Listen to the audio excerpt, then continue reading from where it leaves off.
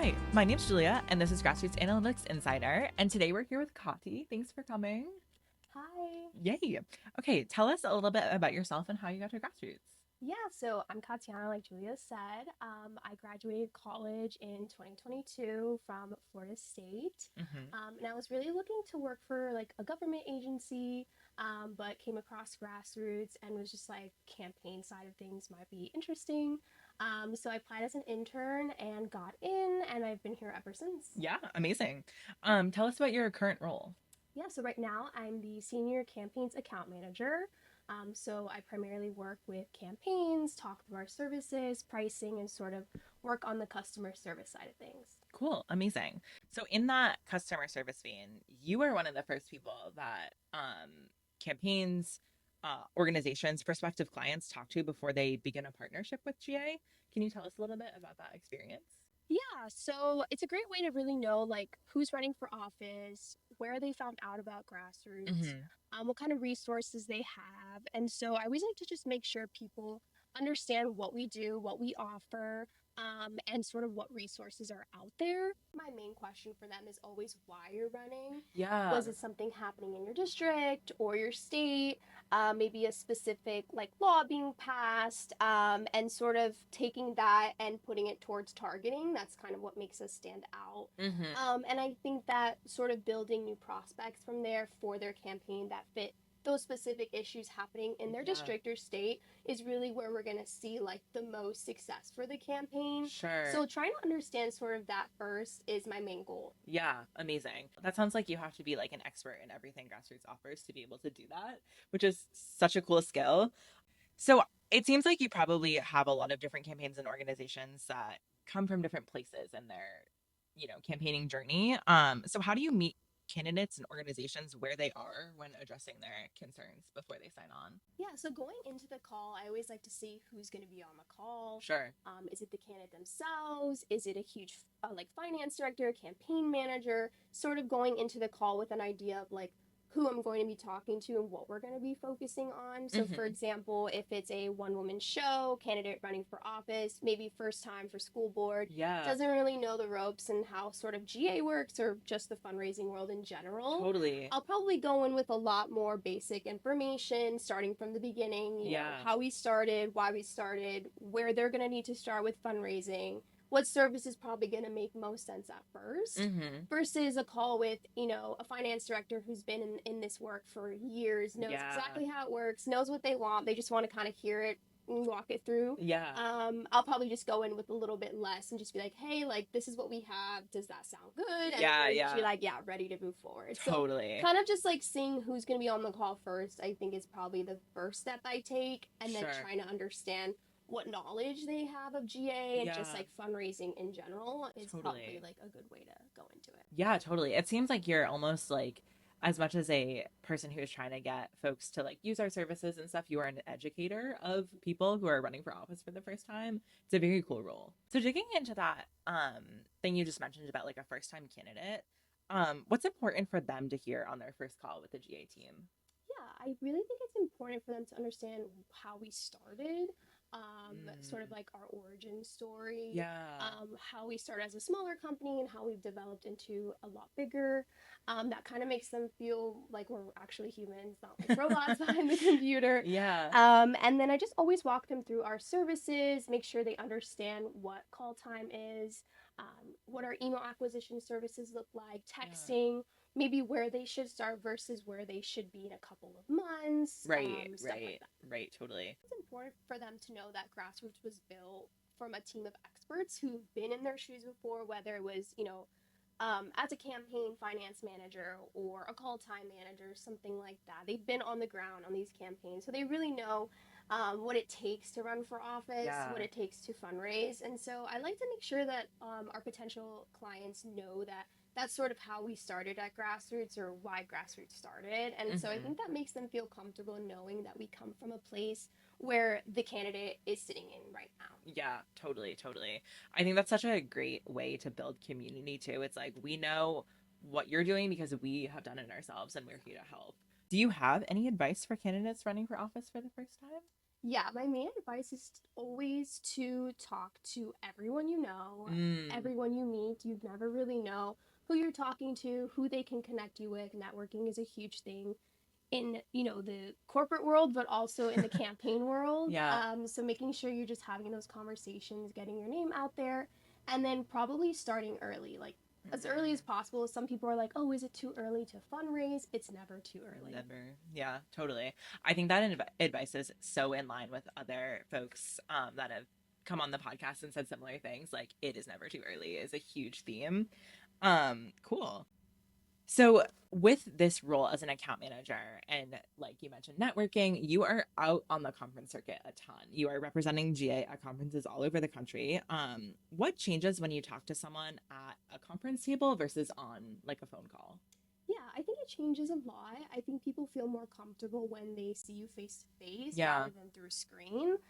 It just like really helps you understand body language, emotions, even hand gestures. Like I'm a big hand person, as you can see, and so I just feel like you can really understand someone's like if they're gonna be stronger on call time versus not. Sort of just like how they talk about certain things, the questions they have. It's just more personal, I think. We can go get a coffee at a conference, get Yeah. them lunch, and it just makes them feel more comfortable and like they can trust us more. Totally, totally. That's awesome.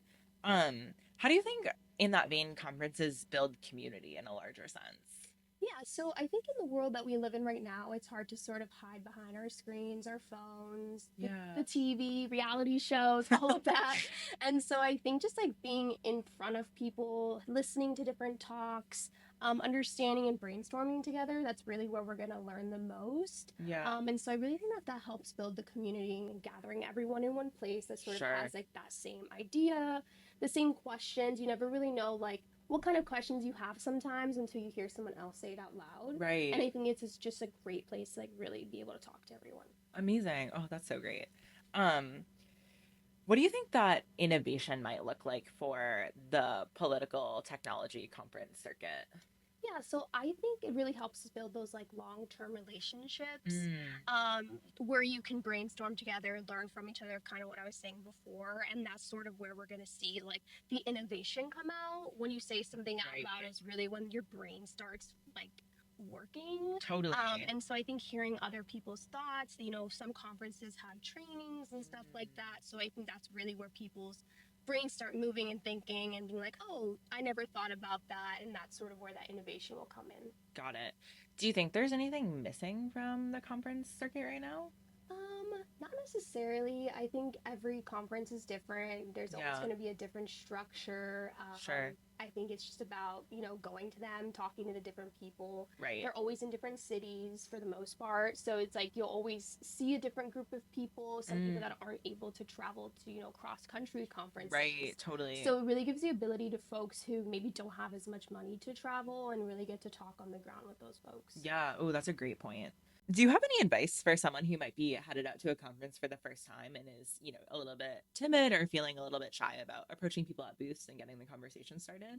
Yeah, I definitely understand that. I think it can be really hard when it's your first time attending a conference. There's Yeah. so many booths, so many conversations happening, so many different people. One of my first things I would say is find a booth that maybe is most appealing to you, whether it's something they're giving away or just it's a very colorful booth. Yeah. Go up to them, just introduce yourself, Sure. ask them who they are. I think asking as many questions as possible is probably going Mm, to be the best move.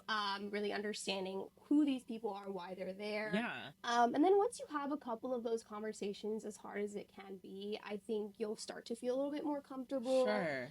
Trying to go to as many networking happy hours or events that they're having, the socials during the day, like a lunch social. Yeah. That's where you're really going to start to be able to talk to people more too. There's a lot happening. Totally. People are always open to conversations there. Like that's why you're attending a conference. Yeah. So no one's ever gonna make you feel, I think, uncomfortable. Yeah. They're always open to questions. They're there to talk about themselves. People love to talk about It's true. themselves. Yeah. So I genuinely think just like once you talk the first time, second time, you'll really start to get more comfortable. Totally. What about like reaching out to people beforehand? Is that a good strategy as well? Absolutely. It's a great strategy just so that people already are familiar with your name before. Maybe they Mm, look up you, your website, if you are a totally. company or something, you're selling something, or you're a candidate running for office.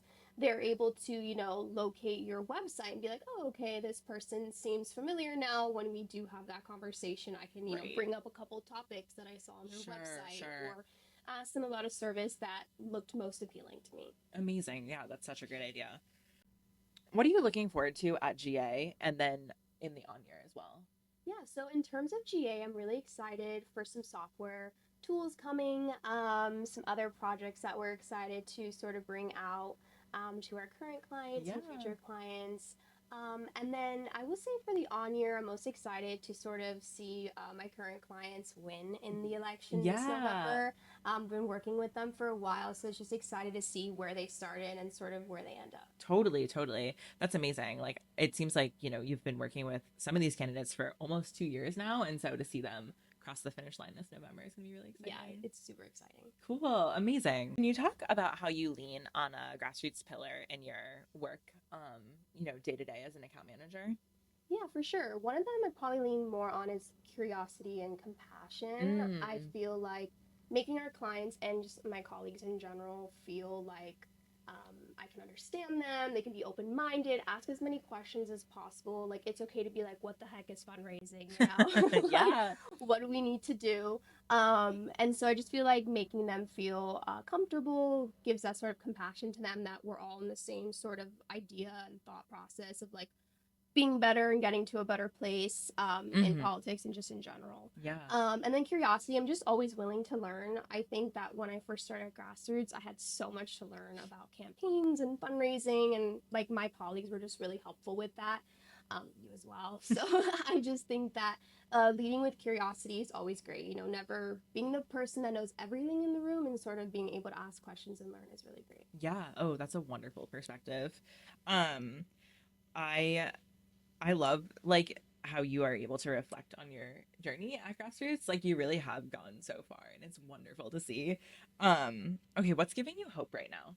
Yeah, I think right now, family and friends, just like my community and support system gives me the most hope. Yeah. It's so important to like have people around you with the same ideas and thoughts and morals, but also that like challenge your growth Yeah. and give you different perspectives and how to think on certain topics, especially with like how the world is right now. I think it's important to have those deeper conversations with your family and friends, certain ones, of course. Some family we can't choose, but other Yeah. than that, I think that just like the people around me give me hope.